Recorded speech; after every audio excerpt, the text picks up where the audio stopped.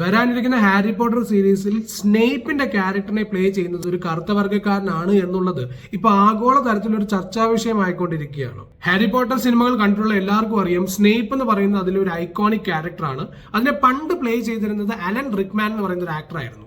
ഇനി മുതൽ പക്ഷേ അതിനെ പ്ലേ ചെയ്യാൻ പോകുന്നത് പാപ്പ എസിഡ്യൂ എന്ന് പറയുന്ന ഒരു കറുത്ത വർഗ്ഗക്കാരനായ ആക്ടർ ആയിരിക്കും. ഇതെന്തിനാണ് ഇങ്ങനെ ചെയ്യുന്നതെന്ന് ചോദിച്ചാൽ ഇതിനെയാണ് റേഷ്യൽ സ്വാപ്പിംഗ് എന്ന് പറയുന്നത്. അതായത് പൊതുവെ ഹോളിവുഡ് അടക്കി വാഴുന്നത് വെളുത്ത വർഗ്ഗക്കാരാണ് എന്നൊരു സംസാരം ഉണ്ടല്ലോ.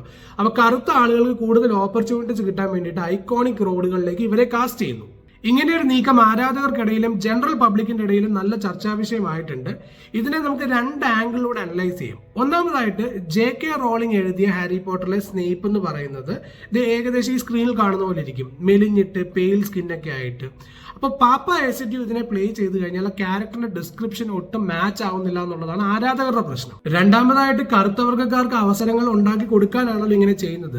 പക്ഷെ അതേപോലെ തന്നെ വെളുത്ത വർഗ്ഗക്കാരുടെ കയ്യിൽ നിന്നും ഐക്കോണിക് റോളുകൾ തട്ടിപ്പറിക്കുകയും അവരുടെ അവസരങ്ങൾ നിഷേധിക്കുകയും കൂടിയാണ് ഇവിടെ നടക്കുന്നത്. അതേപോലെ ന്യൂസ് നിങ്ങൾ മുമ്പും കേട്ടിട്ടുണ്ടായിരിക്കും, നമ്മുടെ ജെയിംസ് ബോണ്ട് ഫിലിമിന് ജെയിംസ് ബോണ്ട് ആയിട്ട് അഭിനയിക്കാൻ പോകുന്നത് ഒരു കറുത്ത വർഗ്ഗക്കാരനാണ് എന്നുള്ളത്. സത്യത്തിൽ ഇങ്ങനെ ഒരു റേഷ്യൽ സ്വാപ്പിങ്ങിന്റെ ആവശ്യമുണ്ടോ? നിങ്ങൾ ഇഷ്ടപ്പെടുന്ന ഒരു ഐക്കോണിക് ക്യാരക്ടറിനെയാണ് ഇങ്ങനെ റേഷ്യലി സ്വാപ്പ് ചെയ്തെങ്കിൽ നിങ്ങൾക്കത് കൺവിൻസ്ഡ് ആണോ?